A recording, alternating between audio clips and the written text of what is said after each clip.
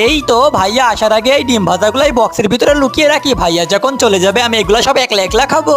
আরে রাজু দাঁড়া, আমি তোর মজা দেখাইতেছি, তুই সবসময় আমার সাথে সিটিং করিস। এই মিয়া ভাইয়া খাবার রেডি, চলে আসো। এই রাজু কি কি রান্না করেছিস আজকে? এই দেখো ভাইয়া লুডুস আর ঝাল মাংস, খাও তুমি। আরে রাজু ভাই তুই আমার জন্য একটু সস এনে দিতে পারবি? আরে ভাইয়া তুমি তো সবসময় আমাকে হুকুম করো, দাঁড়াও এখনই এনে দিচ্ছি। আরে ওয়াও, আমি তো একটা চান্স পেয়েছি, আমি এই সুযোগে চান্সের একটা ফান্স মেরে দিই। বক্সের পেছনটা কেটে আমি সব ডিম ভাজাগুলো বের করে একলা একলাই খেয়ে নেবো। এই তো এইবার রাজু আসার আগে আমি সবগুলা মজা করে খেয়ে নি। ইয়াম্মি লাগতেছে। আরে রাজু তো এখনই চলে আইবে, আমি সবগুলা লুডুসের ভিতরে লুকিয়ে রাখি। এই নাও ভাইয়া তোমার চিলি সস। ওকে রাজু, ধন্যবাদ তোমাকে ভাই আমার। আমি এখন এই চিলি সস গুলা মজা করে খাই। ইয়াম্মি লাগতেছে।